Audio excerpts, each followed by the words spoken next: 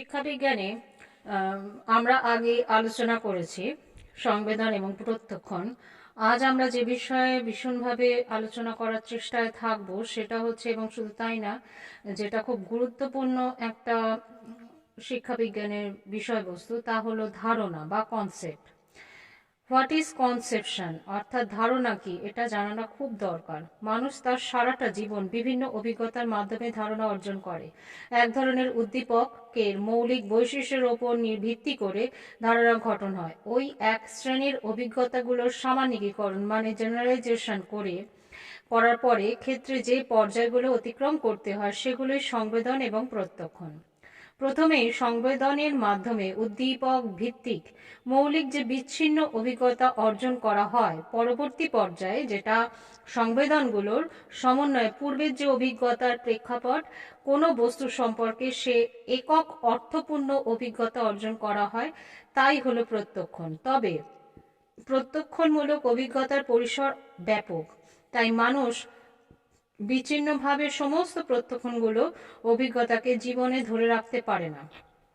এই শ্রেণীভুক্ত অভিজ্ঞতাগুলোর মধ্যে, মানে একই শ্রেণীভুক্ত অভিজ্ঞতাগুলোর মধ্যে যে সাধারণ বৈশিষ্ট্য খুঁজে পাওয়া যায়, কিছু কিছু পাওয়া যায়, তার সামান্যীকরণের ফসলই হলো পারসেপশন।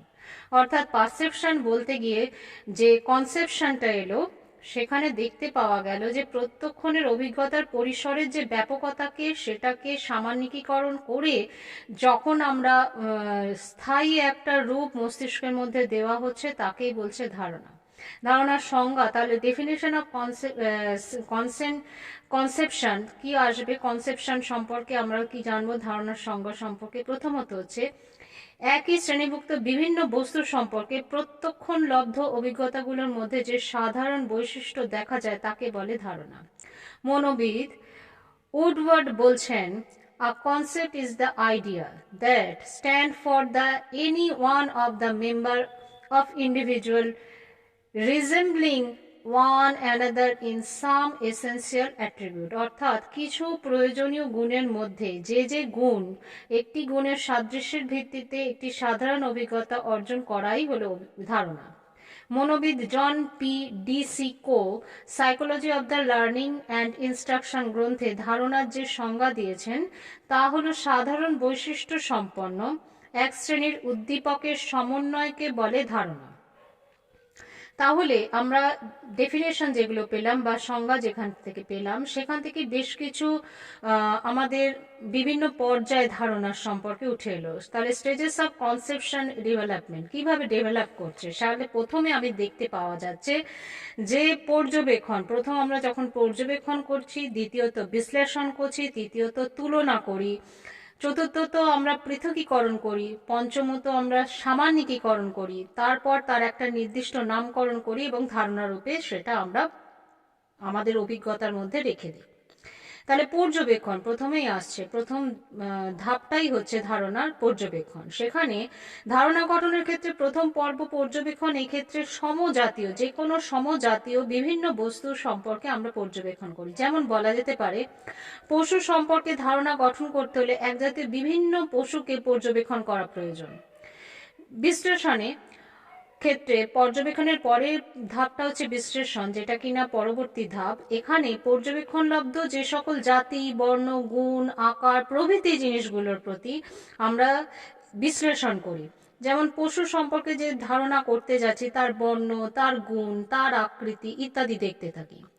তৃতীয় পর্যায় হচ্ছে তুলনা, অর্থাৎ বিশ্লেষণের পরের পর্যায় হলো তুলনা, যেখানে বিভিন্ন জিনিস আমরা কি করি, সাদৃশ্য করি এবং বৈসাদৃশ্যগুলো লক্ষ্য করতে থাকি। যেমন পশুর ক্ষেত্রে দেখা যায় প্রত্যেক পশুরই বিভিন্ন সাদৃশ্যতা রয়েছে, কিছু কিছু বৈসাদৃশ্যতা রয়েছে, সেগুলো আমরা প্রথম চিহ্নিতকরণ করে ফেলি।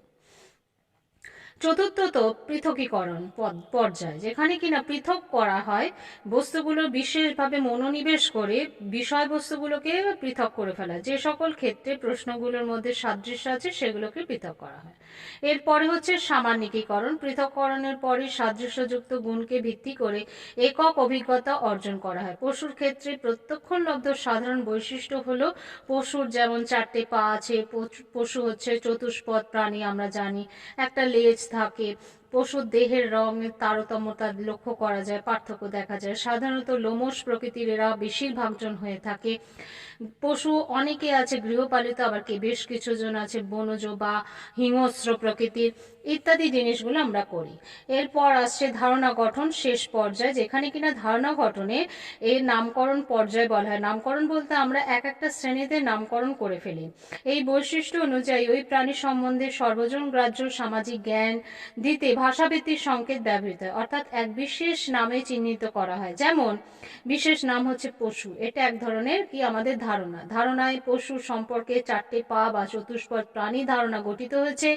পশু গৃহপালিত কিংবা বনজ বা হিংস্র, এইগুলো আমরা জানতে পেরেছি ধারণার মাধ্যমে। তাহলে দেখা যাচ্ছে ধারণার 5টা পর্যায়ের মধ্য দিয়ে এবং শেষে ধারণাটা তৈরি হয়। 6 নম্বরের ধাপে ধারণাটা তৈরি হচ্ছে। এই ধারণা যে তৈরি হলো বা stages of conception of development, সেখান থেকে আমরা কিছু ফিচার পেলাম, অর্থাৎ বৈশিষ্ট্য পেলাম, ফিচার্স অফ কনসেপ্ট। সমজাতীয় বস্তুগুলোর মধ্যে যে গুণ বা বৈশিষ্ট্য বা থাকে তা হলো ধারণা। এই ধরনের মূর্ত বিমূর্ত অভিজ্ঞতা থেকে আসতে পারে। সেখানে দাঁড়িয়ে দেখা যাচ্ছে প্রত্যক্ষণজনিত অভিজ্ঞতা, প্রত্যক্ষণজনিত যথার্থ অভিজ্ঞতা সমূহের সামান্যীকরণের মাধ্যমে ধারণা গঠন হয়ে থাকে। অভিজ্ঞতা সমূহের ব্যাপকতার উপর ধারণার বিস্তৃতি নির্ভরশীল। দ্বিতীয়ত হচ্ছে ব্যক্তি ভেদে ধারণা ভিন্নতা। ধারণা গঠনের ক্ষেত্রে ব্যক্তি স্বাতন্ত্রতার প্রভাব পরিলক্ষিত হয়। অনেক ক্ষেত্রে একই বস্তুকে ভিন্ন ভিন্ন ব্যক্তি ভিন্ন ভিন্ন দৃষ্টিভঙ্গিতে দেখে থাকে। অনুরাগের ছোঁয়া এই ভিন্নতা এনে দেয়, ফলে সংবেদন আর যে প্রত্যক্ষণ অভিজ্ঞতাগুলোর মধ্যে পার্থক্য দেখা দেয়। সুতরাং একই বস্তুকে কেন্দ্র করে ব্যক্তিতে ব্যক্তিতে ভিন্ন ভিন্ন ধারণা জন্ম নেয়। ধারণাগত অভিজ্ঞতার সঞ্চালন। ধারণাগত অভিজ্ঞতা এক পরিস্থিতি থেকে অন্য এক পরিস্থিতিতে সঞ্চালিত হয়। যেমন দেখা যাক, উদাহরণ হিসেবে বলা যেতে পারে বীজগণিতের সূত্রাবলী পাটিগণিতের বেশ কিছু ক্ষেত্রে প্রয়োগ করা হয়ে থাকে এবং সহজ সমাধান আসে। এবং গণিতের এই যে সূত্রাবলীগুলো পদার্থবিদ্যাতেও পরিলক্ষিত হয়। তাহলে দেখা যাচ্ছে আমরা একই ধারণা বিভিন্ন ক্ষেত্রে ব্যবহার করে থাকি। চতুর্থত বলা যেতে পারে সংখ্যাগত বৈশিষ্ট্য, যেখানে অসংখ্য আমাদের ধারণা গঠনের ক্ষেত্রে এই সংখ্যাটা হচ্ছে, সংখ্যার পরিমাণটা হচ্ছে অসংখ্য। শৈশবের প্রথম পর্বে বস্তুকেন্দ্রিক ধারণার মধ্য দিয়ে অভিজ্ঞতা অর্জিত হলে পরবর্তী বিমূর্ত চিন্তা ভিত্তিক অভিজ্ঞতাগুলোর মধ্যে বিমূর্ত ধারণা জন্ম হয়ে থাকে। যেমন দয়া, স্নেহ, সততা, প্রেম, বিভিন্ন যে সকল প্রক্ষোভগুলো রয়েছে সেগুলো বিমূর্ত শক্তি, এগুলো কোনোটাই মূর্ত না, দেখতে পাওয়া যায় না, এগুলো উপলব্ধির বিষয়। সুতরাং অসংখ্য ধারণা সৃষ্টি হয়ে থাকে। এই ধারণাগুলোর উৎস বহু এবং মূর্ত বিমূর্ত ধারণা সংখ্যাও আমাদের প্রচুর। এরপর হচ্ছে বাচনিক বিকাশ। বাচনিক বিকাশ গঠনের ক্ষেত্রেও বিশেষ ভূমিকা গ্রহণ করে থাকে ধারণা। বাচনিক বিকাশের চিন্তা শক্তির স্ফুরণ ঘটাতে সাহায্য করে এবং শুধু তাই না, সেখানে চিন্তা শক্তির গভীরতার মধ্যে প্রগতিশীলতার বৃদ্ধি ঘটায়। ফলে এই যে আমাদের সংবেদন এবং প্রত্যক্ষণ বিস্তার ঘটে এবং ধারণার অভিজ্ঞতাগুলোর সংখ্যা বৃদ্ধি পায়। এটা জটিল প্রক্রিয়া। ধারণা গঠনের ক্ষেত্রে পর্যায়গুলো যেগুলো দেখতে পাওয়া যাচ্ছে, সেখানে জটিল স্তর অতিক্রম করে সেই স্তরগুলোকে আমরা দেখতে পাচ্ছি। যেমন আমরা যখন কিনা স্টেজেস অফ কনসেপশন ডেভেলপমেন্ট দেখেছি, সেখানে দেখেছি পর্যবেক্ষণ, বিশ্লেষণ, তুলনা, পৃথকীকরণ, সামান্যীকরণ, নামকরণ, এই কতগুলো ধাপের মধ্য দিয়ে আমাদের ধারণা গঠন হয়ে থাকে। তাহলে বিশ্ব জগতে যে অফুরন্ত ভাণ্ডার রয়েছে, সেখানে আজীবন ধারণা গঠিত হতে থাকে। ধারণার বৈচিত্র্যের মানসিক শক্তির বৃদ্ধি ঘটে।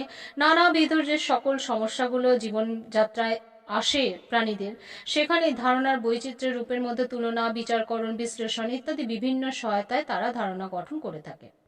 তাহলে আমরা যেখানে কিনা তার বৈশিষ্ট্য পেলাম, ফিচার্স পেলাম ধারণা, এরপরে আমরা যেটার উপর গুরুত্ব দেব সেটা হচ্ছে প্রিন্সিপাল অফ কনসেপ্ট ফরমেশন। কিভাবে ফর্ম হচ্ছে সেটা, ধারণা গঠনের কতগুলো নীতি রয়ে যাচ্ছে, সেটা হচ্ছে রিপেল এবং ক্লজমেয়ার যারা কিনা লার্নিং অফ দ্য অ্যাবিলিটিস গ্রন্থে কতগুলো নীতির কথা বলেছেন। প্রথম বলছে পার্থক্য পছন্দের নীতি। কোনো একটা বস্তু সম্পর্কে ধারণা গঠনের ক্ষেত্রে একই শ্রেণীর মধ্যে কি কি পার্থক্য রয়েছে, কি কি মিল রয়েছে, সেগুলো লক্ষ্য করা হচ্ছে। মিলগুলোকে একত্র করে বস্তুগুলোর সম্পর্ক গঠন করা হয়। দ্বিতীয়ত গুণ বিষয়ক জ্ঞানের নীতি।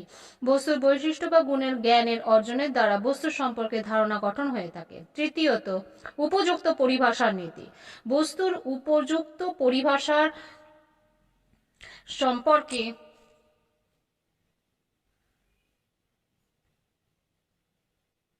এরপর হচ্ছে ক্রমপর্যায় নীতি। ঘটনার ক্ষেত্রে উপযুক্ত ক্রমপর্যায় অনুযায়ী বিষয়গুলো প্রত্যক্ষণ করে ধারণা গঠন সহজ হয়।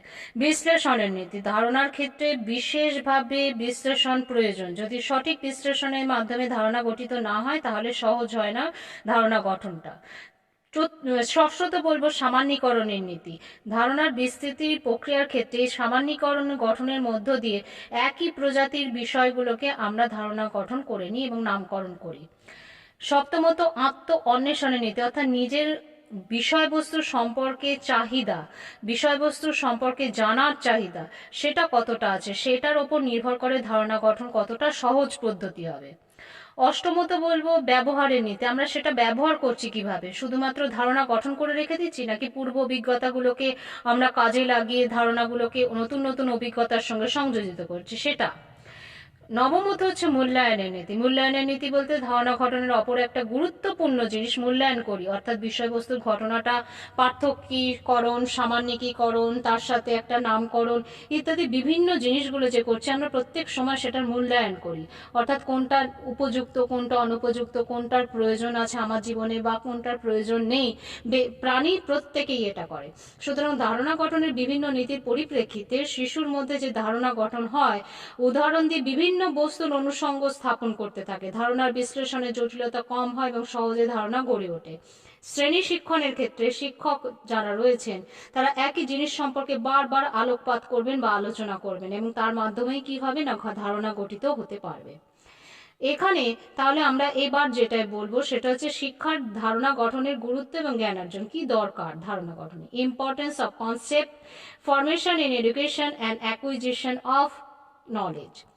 শিক্ষাক্ষেত্রে ধারণার গুরুত্ব অপরিসীম। সামান্যীকৃত অভিজ্ঞতা হলো ধারণায় নতুন নতুন অভিজ্ঞতা অর্জনের ক্ষেত্রে মানুষকে অনুপ্রাণিত করে, জীবনে নানাবিধ সমস্যা সমাধানের সহায়তা করে, সর্বাঙ্গীন বিকাশে বিশেষভাবে ভূমিকা গ্রহণ করে থাকে।